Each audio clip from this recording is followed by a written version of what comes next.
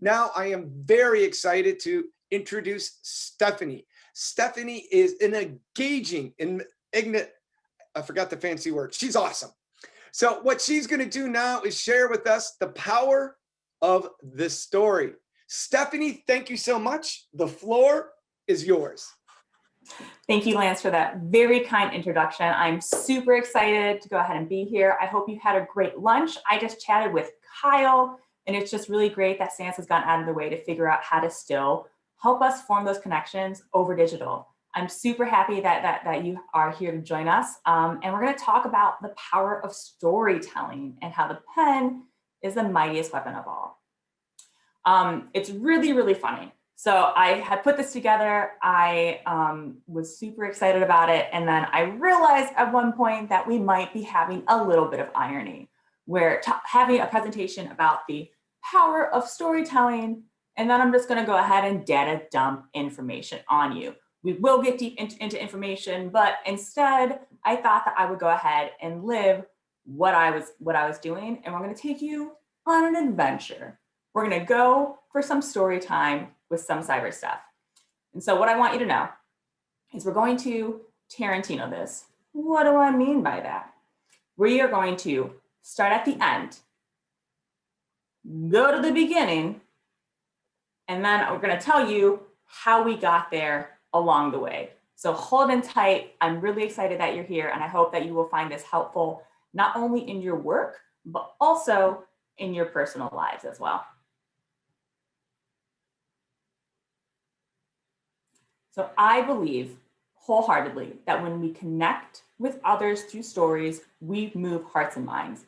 I believe it is in our DNA. If you look at the human condition and our history, storytelling is part of our fabric of reality. It is how we know others and make ourselves known to people and to our communities and those that we care about. And so I think that it's really important to look at what we can all do to be better storytellers, because we're telling stories every single day.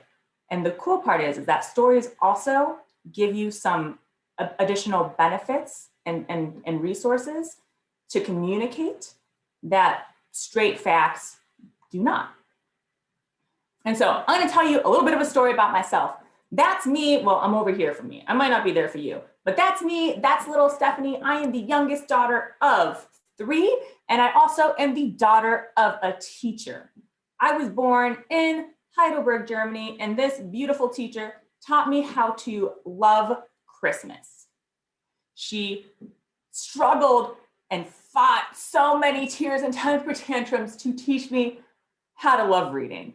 It's really funny because I don't think that she thought 30 some years ago that you know, when we were having fights about if I was going to sit down and read that book because reading was difficult, that I would be the individual to read like 12,000 pages in the span of like a month or 2. And so all that translates into, I eventually went off to university, got my degrees in the social sciences, which is a really fancy way of saying I read and I write, and I do a lot of it. I had a career in professional marketing communications, and then I fell into this wonderful world of cybersecurity. And I am known in the area as Cybersecurity Steffanie. I actually found out this morning, which was very excited, sharing more of my stories with you, is that I just found out that I'm a newly elected board member on our executive council for InfraGard. InfraGard is a private collaboration. It's a collaboration between public and private spheres for critical infrastructure to help make us all safer. And so I got that news, and that was really, really exciting. And I want to go ahead and share with you that I'm in the social sciences. I also was in the hard sciences. I made the decision to go ahead and move my life in the soft science direction, but I am incredibly data-driven. Enter a good friend of mine saying, you know what you would find interesting?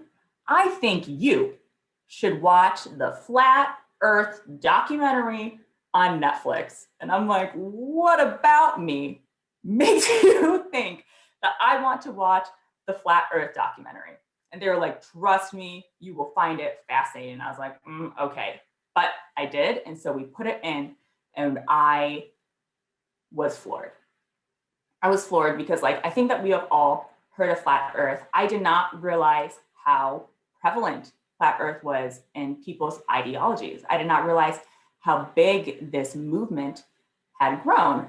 And I was there dumbfounded. I almost went into biology. I wanted to be a geneticist. I was raised on Bill Nye, the science guy, and believe in the scientific research and process and data-driven evidence. And I was like, flat Earth, what? And how do we come to go ahead and believe this? And it's so interesting because when I was watching these individuals, and many of them were seeking for truth, they wanted to know truth in their lives. How were they led so far astray? And furthermore, if when given all of this evidence that the Earth might actually be a sphere and not a plane, that it just further entrenches them. And so a little bit about just our brains, right? So we have facts, which are pretty cool, like gravity exists. We have beliefs, how we feel and think about things. And then we have beliefs that we hold as facts. And this one is really, really interesting because we all have these. None of us are exempt. So when we run into beliefs that we hold as facts, which is very common in our thinking because humans are not computer algorithms, we are complex individuals. And the more complex a topic becomes, the more difficult it is to understand. And we have to go on trust. What happens when we have to trust someone for our truth when it comes to those facts? I want to talk to you guys a little bit about cognitive dissonance. So it was developed by a psychologist called Leon Festinger in 1957. And he did something really, really interesting. He gathered up all of his students and they went to go observe and infiltrate a spaceman doomsday cult. And they were noticing something fascinating that we have now come to know as cognitive dissonance, that despite all evidence to the contrary, that the world was not ending yesterday or in a week from now, that we were not being invaded by aliens, that the members of this cult became more resolute in their thinking. They thought it was happening. They were sure with all these updates and changes. They were like, no, this is what we believe. And even more interestingly is that this tends to cause discomfort when we see something and it doesn't match. Our brains like consistency. So cognitive dissonance, is the mental discomfort that we have from holding conflicting beliefs, values, or attitudes. So for example, like the world is ending, but it was supposed to end last week and I'm still here. That makes us really, really uncomfortable. And we seek to go ahead and to bring things in alignment to get rid of that discomfort. Oddly enough, we will often change our behaviors to bring them into consistency with our attitudes and beliefs.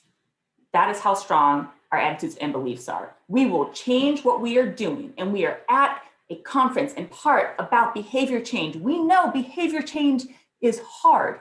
We will change what we are doing to bring things in line with our beliefs because it's just difficult, even more difficult to change our beliefs.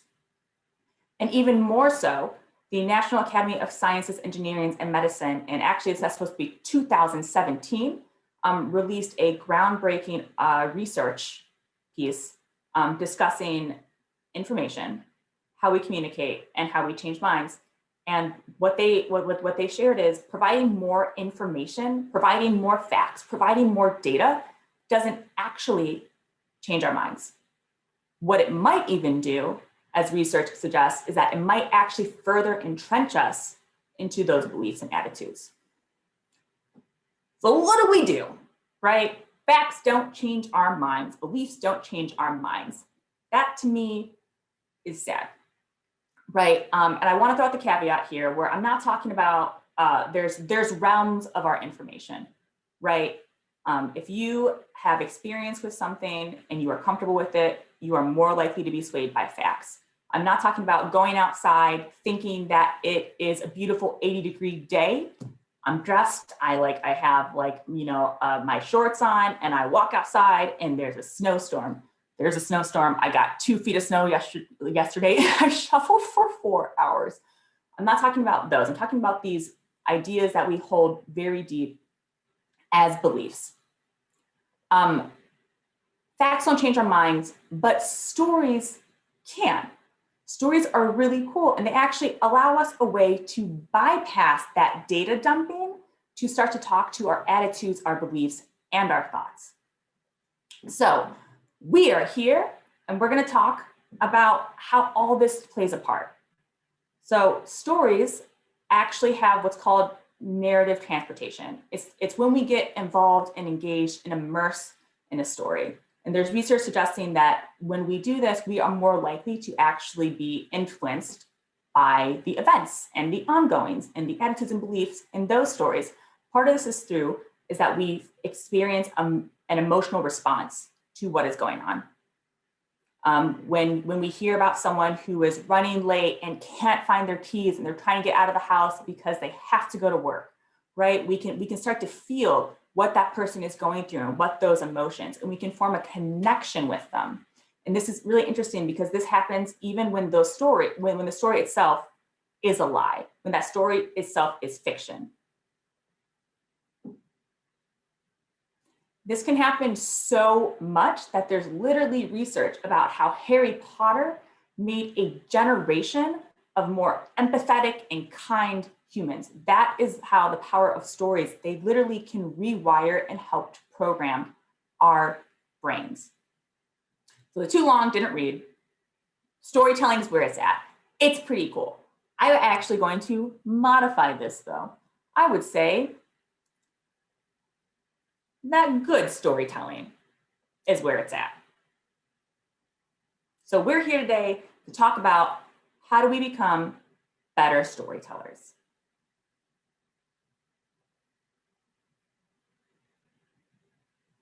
One of the things that will be helpful for you to tell better stories, not only in your work, but also outside in your play, in your life, when we also want to connect with people that we care about, is recognizing that there are different universal things to stories. Some of them, some of them are settings and they are characters, character and character development, often giving someone an arc. But I want to focus today on a couple of things with plot structure. So next time you are telling your story, you can do it in an interesting, unique, engaging way to help drive across your point and what you would like individuals to know, as well as some guiding principles. So these are not all plot structures. These are just some of the more common ones. We have the hero's journey, medias res, the mountain, and spark lines. So for the hero's journey, this is something that we all should be familiar with. Think of the Lion King and Simba setting out to go into the unknown, leaving the comfort of home to go ahead and come back with this knowledge, having to grow and often helping their community. We find it a lot in parable and fables. And it's when the protagonist leaves the unknown, leaves the known to go to the unknown and then returns. This is really good for if you have wisdom you want to share. It can bring your audience alive. It can bring your message alive for your audience. It can help take them on a journey. It can help them show different benefits of risks and demonstrate when you found new wisdom that you want to go ahead and share.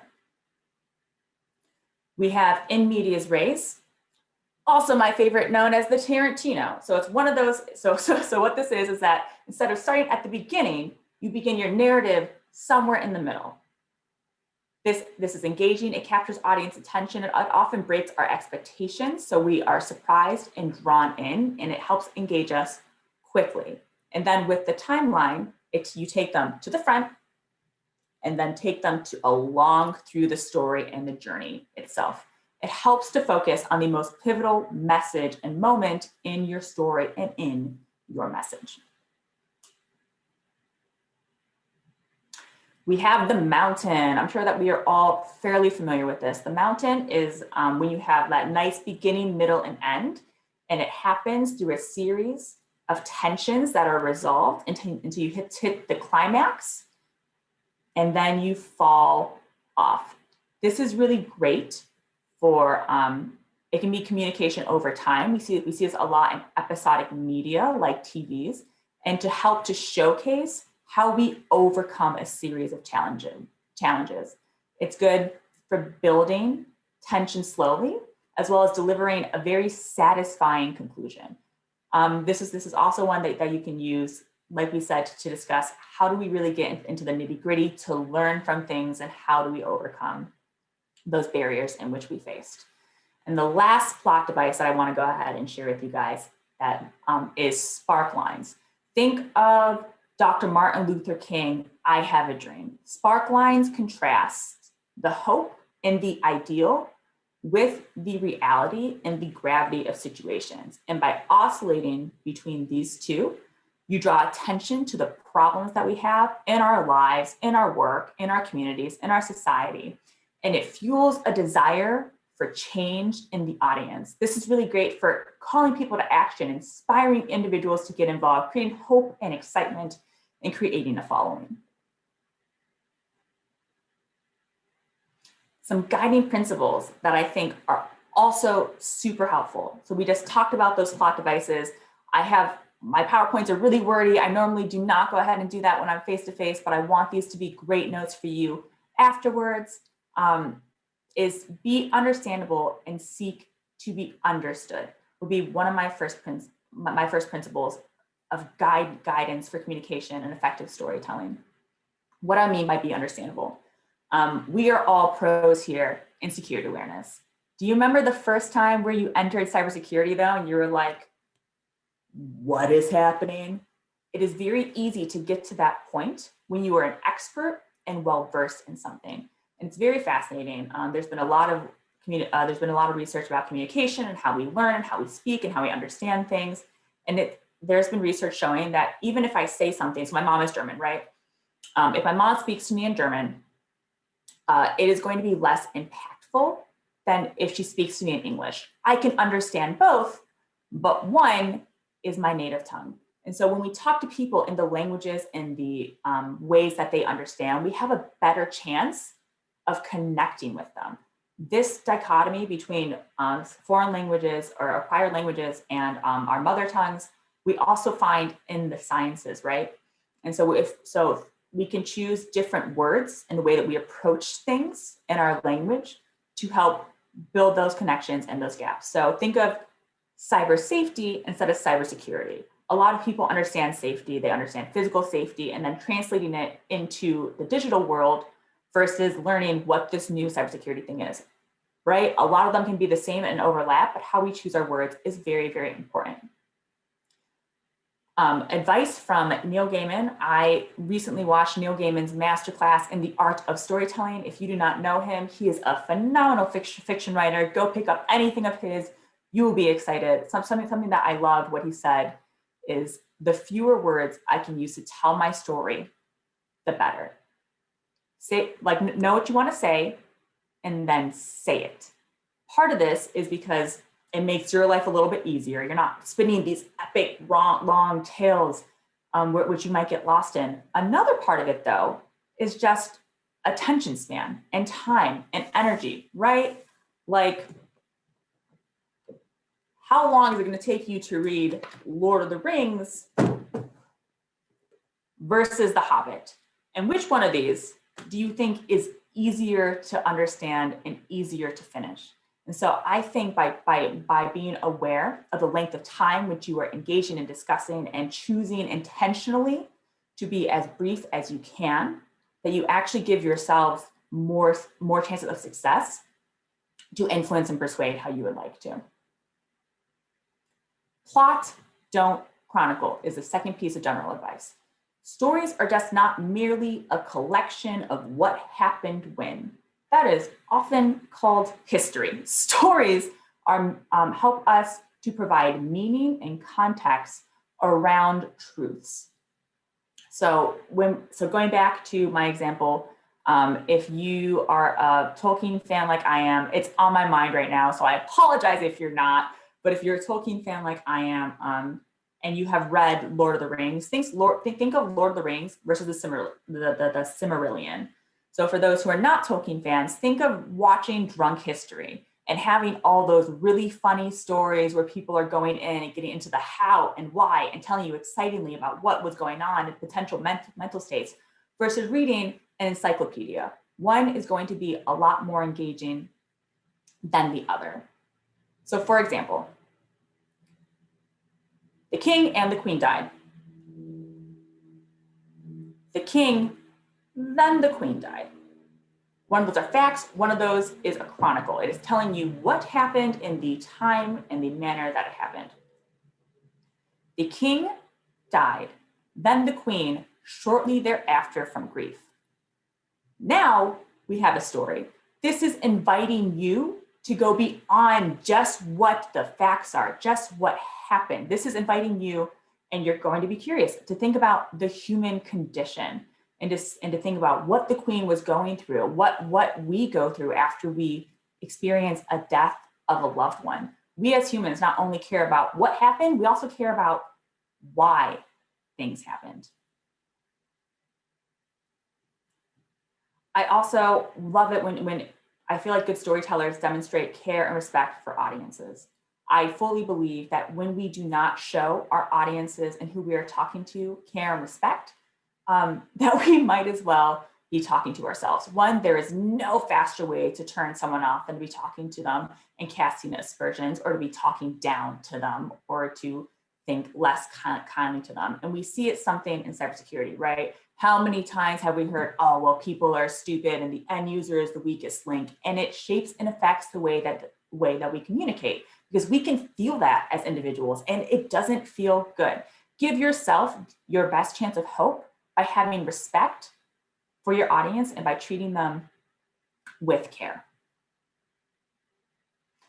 And the last bit of information that I have for us is that we want to go ahead and focusing on showing and not telling. It's kind of funny because I'm going to admit right here, it says avoid data dumping facts, right? I'm going to go ahead and call myself out a little bit. One of the reasons why I did this though is I wanted you to have notes that you could refer to later, because I believe our PowerPoints are a communication tool that can be helpful. And I know that we're not face-to-face, and sometimes it's hard to go ahead and to take down all that information. But when you can, help show the human condition. So I shared a little bit about me. I did not share that I was nervous to do this. I had this big question in my mind, is how do we go ahead and change minds of people when they are entrenched in their beliefs and their thoughts and their attitudes? And this happens so much to the point where, like, I hope that no one here thinks that they are exempt from it, and realize actually the more intelligent you are, the more likely you are to engage in biased reasoning to help solidify your thoughts, attitudes, and beliefs. It is fascinating. And so when we use those, so instead, when we use the human condition and we evoke emotion, we can bypass a lot of that. There's the narrative thought for how we think and how we process and take information in the world. And using narratives not only can shift, as we said, individuals' minds from their beliefs and attitudes, but it can also decrease argumentativeness and pushing back on ideas when we share those ideas in storytelling form.